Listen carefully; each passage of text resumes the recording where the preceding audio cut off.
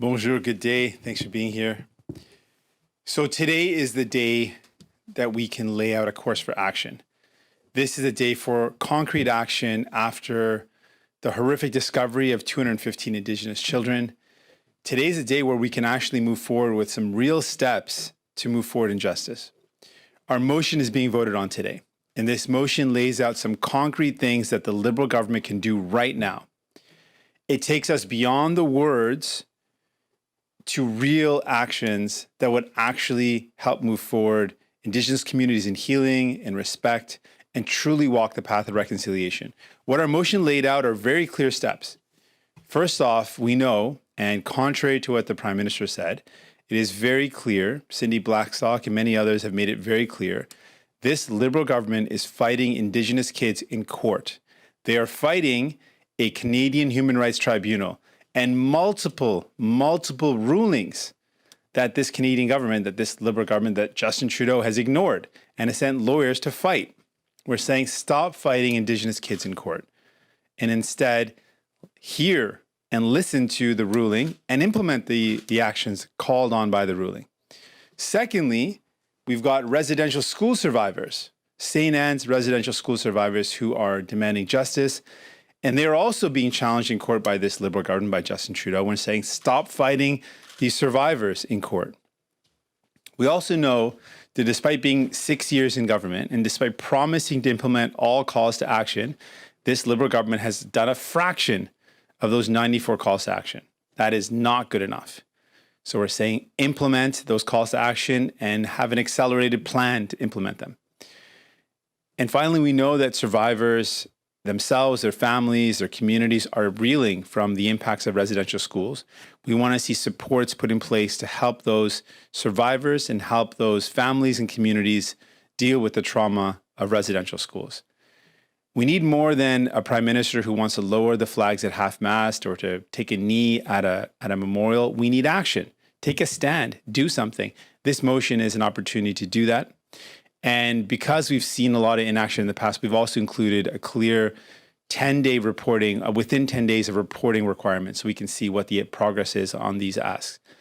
The court date for the federal Liberal government to take Indigenous kids to court is in less than 2 weeks.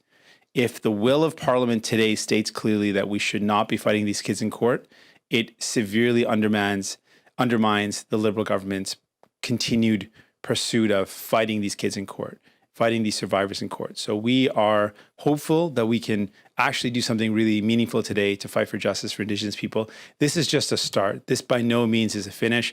This is just a start, but it is a powerful start, and we want to keep on walking this path. Donc aujourd'hui, c'est une opportunité pour mettre en œuvre des actions concrètes. On a déjà vu à plusieurs reprises que ce gouvernement libéral, et Justin Trudeau lui-même, a déjà partagé des mots. Mais ce n'est pas suffisant de seulement partager des mots, de dire des mots. On a besoin des actions concrètes. Après la découverte de 215 enfants autochtones, tout le pays, tous les gens ont été bouleversés. Donc, c'est un moment maintenant d'aller au-delà des mots et de prendre des actions concrètes parce que la justice demande les actions. Et c'est l'occasion de faire ça aujourd'hui avec notre motion. On va avoir un vote aujourd'hui. On exige le gouvernement libéral de voter en faveur de cette motion parce que c'est une opportunité de déclarer clairement qu'on va arrêter, que le gouvernement libéral va arrêter de poursuivre les enfants autochtones en justice et de poursuivre les survivants des pensionnats autochtones en justice. C'est une occasion de prendre des mesures concrètes. Et encore, on exige le gouvernement d'appuyer notre motion. On a souligné 4 étapes claires et encore une cinquième, ça c'est de s'assurer que ce gouvernement libéral nous montre qu'il prend des actions concrètes après 10 journées avec un rapport qui résume les actions qu'ils ont prises. Parce qu'on a peur, comme souvent, que le gouvernement libéral dit une chose et fait une autre et ça blesse, ça nuit la société, ça nuit les gens. Donc, avec ça, je suis prêt pour vos questions. With that, I'm ready for your questions. Thank you so much. Merci. And we'll now take questions, starting with questions on the phone. As a reminder, as usual, one question, one follow-up. Nous allons maintenant prendre les questions, en commençant par les questions au téléphone. Comme à l'habitude, une question suivie par journaliste. Operator, do we have a first question? Thank you. Merci. Please press star one at this time if you have a question. S'il vous plaît, appuyez sur étoile 1 maintenant pour poser une question. The first question is from Cormac McSweeney from City News. Please go ahead. Hi, Mr. Singh. I know you as leader, as well as the Prime Minister, have spoken out about this, about calling on the Catholic Church to release the records that it has and for the Pope to issue an apology. Well, this weekend we heard a little bit from the Vatican and from the Catholic Church here in Canada. The Pope offered sorrow for the discovery in Kamloops, but no apology. And Cardinal Thomas Collins has gone after the government, saying that their comments are unfair, not based on real facts, and he's calling on the government to join with the church and with Indigenous people in their journey together. Just wondering what your response is to the reaction from the Catholic Church and whether you think the government should be waiting when it comes to legal action around these records or whether it should head to court now. There is no doubt that the Catholic Church should apologize for their role, without a doubt, and they should be releasing documents. And to obtain those documents, to give it some context, what this means is these are documents that would give families closure. They would know what happened to their loved ones, their babies, their kids. So absolutely, those documents should be disclosed. And if they're not being disclosed by the church, then there should be steps taken that would disclose those documents, without a doubt. But I want to be clear. The Liberal government right now, as we speak, is continuing that same legacy of denying justice to Indigenous people because they're fighting kids in court. These are kids, Indigenous kids, that the Canadian Human Rights Tribunal found were discriminated. But not just that. The Canadian Human Rights Tribunal found that the federal government, the Canadian federal government, had willfully and recklessly discriminated these kids. That is pretty egregious. Given that, you would think that the Liberal government would say, given how egregious that is, that it was reckless and willful, we will comply with the orders. They're not only ignoring multiple orders from the Canadian Human Rights Tribunal, they're appealing that and fighting these kids in court. So as much as, of course, we need to continue to apply pressure on the Catholic Church, we've got a federal government right now that is fighting these kids in court, that is fighting survivors in court, that has not implemented the calls to action, that continues to fail to deliver clean drinking water to Indigenous people. There is a lot for this Liberal federal government to do right now to walk the path of reconciliation, and they have not done so. And as a follow-up, speaking of steps towards reconciliation, there's a hashtag trending on Twitter today, Cancel Canada Day, and there are a number of Indigenous peoples who want the celebrations canceled and for more focus on what happened in Kamloops, the residential situation, and then reconciliation as well with Indigenous peoples. You have also come out and called what has happened a genocide. Do you agree that we should be canceling Canada Day celebrations to focus on reconciliation? Well, I believe every single day that we need to focus on reconciliation, that reconciliation has to be a priority, that this Liberal government has said a lot and has said a lot of words and not follow those words up with action. And in doing so, it has hurt the Indigenous community. When your hopes are built up, when you are really optimistic about the future, only for all those hopes to come crashing down, it hurts. And it hurts Indigenous people. It is hurting them right now. So there is a lot that can be done. And I think it has to be very clear that Canada, as a nation, committed genocide against Indigenous people. That is a fact. Look at all the evidence. It is clear that the goal was to eradicate a people and to deny them access to their land. And we have to remedy that. So that is an act, that is a path that's going to take work every day. And I'm committed to that. That's why we've got a motion today that's being voted on to actually walk this path, to start doing some concrete things. And we've got a bold goal and we've got some concrete steps. Let's start doing some of these things so that people, the first people of this land, get justice, get fairness. And that's what I'm committed to. Opératrice, prochaine question. Thank you. Merci. La prochaine question est de Hélène Bozzetti, la coop de l'information. À vous la parole. Oui, bonjour, Monsieur Singh. J'aimerais vous entendre sur le projet de loi C10. Vendredi, le gouvernement a essayé d'imposer un bâillon pour que les choses aillent plus vite. J'aimerais juste savoir, le vote n'a finalement pas eu lieu, mais vous en pensez quoi? Est-ce qu'il faudrait mettre un terme aux tactiques dilatoires pour qu'on puisse adopter le projet de loi avant la relâche?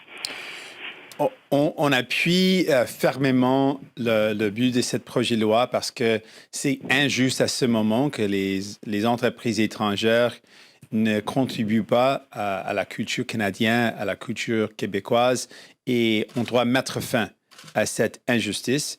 On a déjà dit ça, c'était dans notre plateforme électorale, qu'on veut faire face à cette injustice, le fait qu'on a des entreprises internationales qui ne contribuent pas de juste part. Donc, on doit régler ça et on appuie ça fermement parce que ça parle aux gens au Canada, au Québec, les artistes, les créateurs et l'importance de défendre notre culture. C'est essentiel. Et aussi, on doit faire face aux grandes entreprises qui sont tellement riches qui ne contribuent pas. Donc, on appuie ça.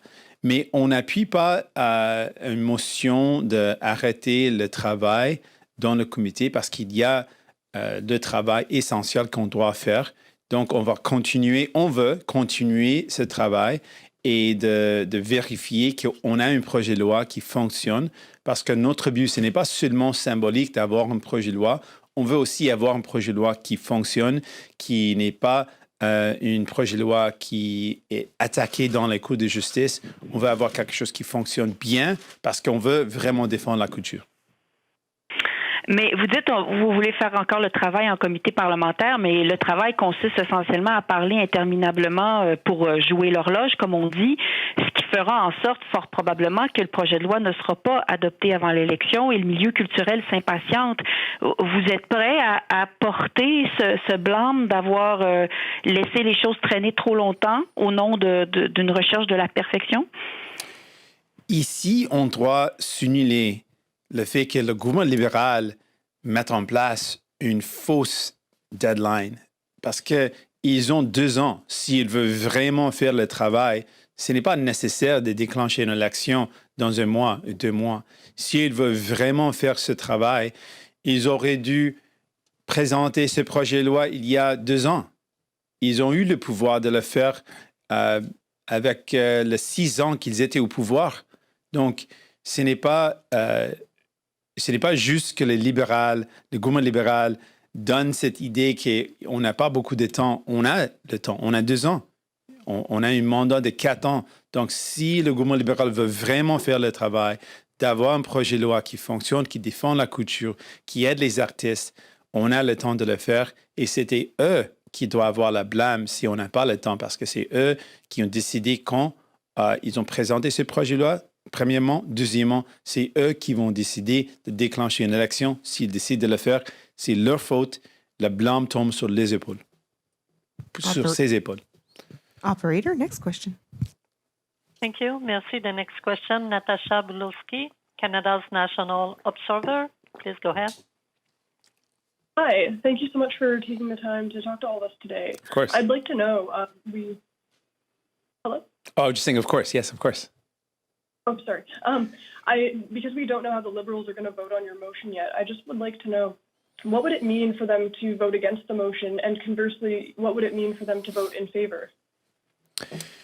Well, it would be an insult to Indigenous people. It would be an insult to the memory of those 215 kids that were found in Kamloops.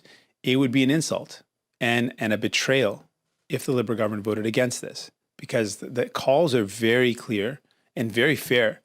Why would we have a Prime Minister, Justin Trudeau, and a Liberal government on one hand that express condolences for the loss of these children, when that same Prime Minister, Justin Trudeau, and the Liberal government continue to fight kids in court?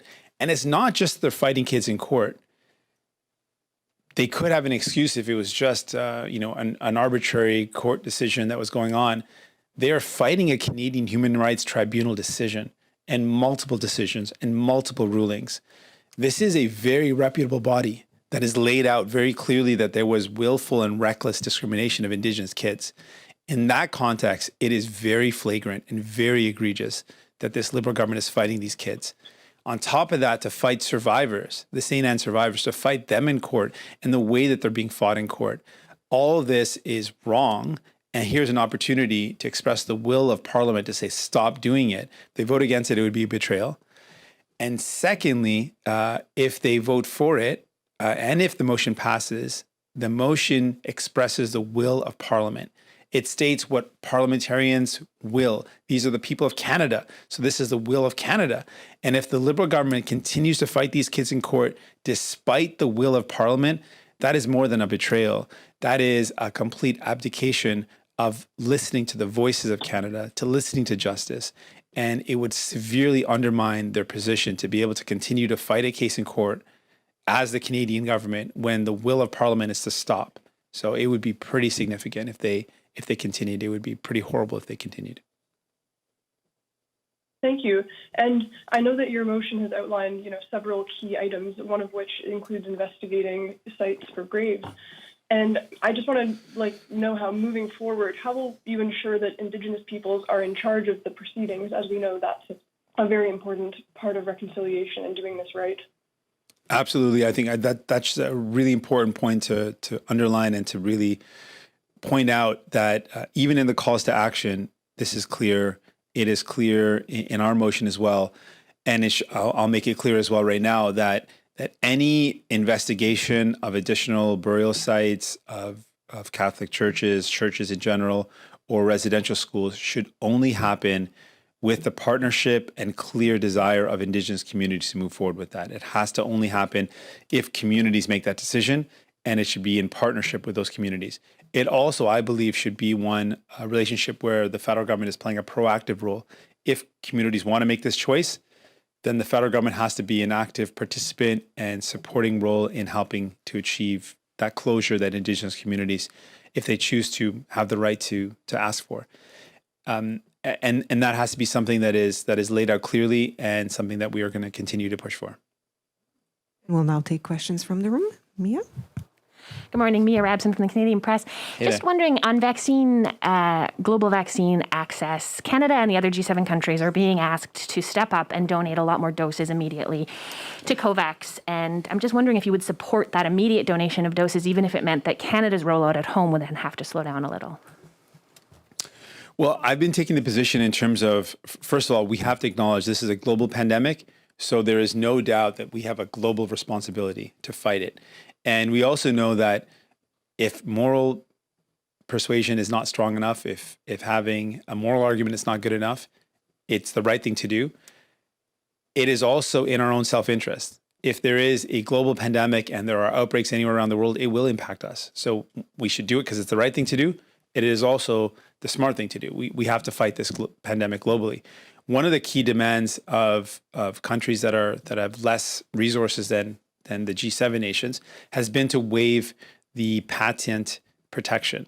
And that patent waiver is something that would give countries that have less resources the ability to produce the vaccine locally in their own countries, which would give them more capacity. That is very important. We've said very clearly that should happen. We should waive the patent and waive that patent protection. The United States has declared that they would do so. Canada, specifically the Prime Minister, Justin Trudeau, has not yet actually indicated whether they would support that. I think that's a clear demand. And where possible, we should be giving additional resources and supports to other countries where we can provide doses. If we can't help other countries, we should. It is a global pandemic and we all need to do our part. And I'm also wondering, some American scientists today reported that carbon dioxide levels in the atmosphere have reached peak levels despite the slowdown last year because of the pandemic. What do you think this says about the world's efforts to curb greenhouse gases, and what does Canada have to do immediately to prevent this from continuing? The thing about the pandemic is it's taken a lot of our attention, rightly so. It's a very serious thing that we're dealing with, but it hasn't meant that the other crises that we were going through have gone away. And one of those crises is the climate crisis. There is no denying that this is a crisis that is urgent, it is present, and it has impacted us already, and it is going to continue to impact us in Canada and around the world. We have seen it with forest fires and flooding and extreme weather that has hurt people in Canada and will continue to do so. So we've got to do our part. It is troubling that CO2 levels have risen. We know that we've got to reduce emissions. And Canada right now is the only G7 nation that has actually seen increases in emissions since the Paris Accords, the only one, and that falls directly at the fault of Prime Minister Trudeau. So we need to see more real concrete action to reduce our emissions. And we can only do that in a way that doesn't not leave workers behind. We have to make sure that we are continuing that focus on making sure workers have opportunities to work, to earn a good living, and no plan forward can happen if it leaves workers behind. So we've got to keep workers at the heart of it, and we have to do more. Prochaine question, Rafi. Good morning, Mr. Singh. Rafi Bujikanian, CBC News. When it comes at least to the Canadian Human Rights Tribunal case, the federal government's line of argument is that it cannot award individual damages for systemic issues, that the remedies must be systemic, and that's why it's still in court. What do you make of that line of reasoning? I don't accept that at all. We've got a Canadian Human Rights Tribunal that is comprised of very respected and reputable representatives. They have made a clear finding of willful and reckless discrimination. Given that it was willful and reckless, the damages have to flow in a way that is proportional. So they've put forward what they could do to match the severity of what Canada has done to Indigenous kids. So they're saying this is very serious. It is beyond just discriminatory. It's willful and reckless. Given that, they've made a ruling, and the Canadian government has a responsibility to follow that ruling. That is why we've got a Canadian Human Rights Tribunal. That is why it's one of the most respected bodies in the country. And they have not complied to numerous orders. And what they should do is comply. And then if there's additional recourse, if there's additional remedies, they can work that out. But this is not a ceiling. This is just a starting point. What the Canadian Human Rights Tribunal has done, they've got a limit on what they can actually award in terms of damages. So they're just saying, hey, this is a starting point. That doesn't preclude the government from doing more. And in many cases, they should be doing more. So this is just a starting point. And it should be very clear that the Liberal government right now is fighting a ruling from the Canadian Human Rights Tribunal that is comprised of very well-respected and reputable representatives who have laid out that this is the appropriate action. And that is a starting point. Canadian government can do more if they want, but they should at least do the minimum as laid out by the Canadian Human Rights Tribunal. And when it comes to reconciliation in general, this year's budget does have $2.2 billion set aside over 5 years for a number of different measures, some of them to meet the action plan by the report into the Missing and Murdered Indigenous Women and Girls Inquiry. And the government also says that it's committing to every year kind of report on itself and check where progress is at on spending that sum. What do you think is lacking in this? What more do you want to see? Well, a couple of things. First off, this is the same government that's making this announcement now and has put this in the budget now, but is threatening to go to an election. So how serious are they about it? If they go to an election rather than do the work, then this was all for show. Really? How does it have any meaning that they put this money in the budget, that they make all these announcements? If they go to an election, then they're not serious about getting it done. Their entire credibility is shot. So if they call an election on one hand, and on the other, they've tabled money that they're saying that they're going to spend, they don't mean it then. They'd rather fight an election, because at this point, if they want to get anything done that actually brings justice to Indigenous people, they need one party to support it. I've said clearly, I will support that. If they want to bring in pharmacare, let's do it. I'm ready. If they want to bring in childcare, I'm ready. Let's do it. So really, it is fake. It is fake words if they go to an election because they did not mean to do any of this what's in their budget. Secondly, they've had 6 years, and we've seen what their track record is. They promised to do things 6 years ago. 6 years, and they had a majority government. In a majority government, what did they do with something as simple as something as basic, something as fundamental as clean drinking water? What did they do when they had 4 years of majority government? They broke their promise. They promised to get it done within a certain amount of time. As a G7, one of the world's wealthiest nations, with the technology we have, they failed miserably, and they had 6 years to do it. What promise, what belief could we have that if they couldn't do that in 6 years, that they're going to somehow now come up with this new plan, they're going to actually do something? We look at the best way to predict what someone's future actions are with their past actions. And what did this Liberal government do? When they had power, they had a majority, they failed Indigenous people. And that hurts. People are struggling because of it. People don't have clean drinking water because of it. People have felt that they've been betrayed, and they feel like they don't matter. And they've been told they don't matter again and again. And this Liberal government has done exactly the same thing. Say you matter and then not do anything, which actually makes it even worse. And I'll check one more time if we have a question on the phone. Operator. Thank you, merci. La prochaine question, Catherine Lévesque, La Presse canadienne. La parole est à vous. Oui, bonjour, Monsieur Singh. Je voulais revenir en fait à cette question que vous avez répondu en anglais sur le pape. Le pape qui s'est dit désolé de ce qui s'est passé à Kamloops, mais qui ne s'est pas excusé. Je voulais peut-être avoir votre réaction là-dessus pour ce qui s'est passé à Kamloops. Merci. Oui, merci pour la question. L'Église catholique a clairement joué un rôle primordial dans le génocide des Autochtones au Canada avec les pensionnats autochtones. Donc, c'est clair qu'ils ont joué un rôle. Il doit s'excuser, l'Église. Le pape lui-même doit s'excuser. Et l'Église doit livrer les documents, partager les documents nécessaires pour la communauté d'avoir la justice. Parce que sans avoir ces documents, c'est impossible de savoir qu'est-ce qui s'est passé avec leurs enfants. Donc, c'est aussi important qu'ils livrent le document.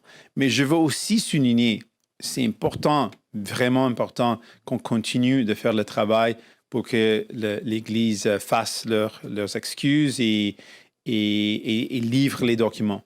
Mais on a un gouvernement libéral maintenant qui continue cette même sorte de discrimination contre les enfants autochtones. Parce qu'à ce moment, de moins de 2 semaines, le gouvernement libéral, Justin Trudeau, on a une autre date dans la Cour de justice où le gouvernement libéral va continuer de poursuivre les enfants autochtones en justice.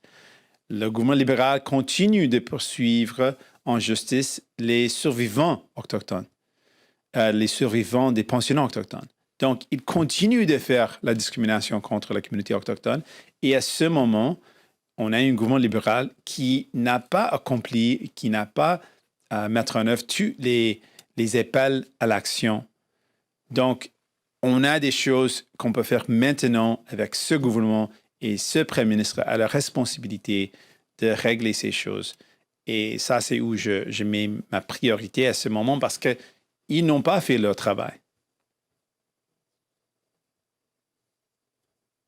Et puis, justement, sur le vote là, qui a lieu aujourd'hui, est-ce que les libéraux vous ont donné une indication qu'ils allaient peut-être voter pour? Et s'ils votent contre, quel message est-ce que ça envoie aux survivants de ces pensionnats autochtones?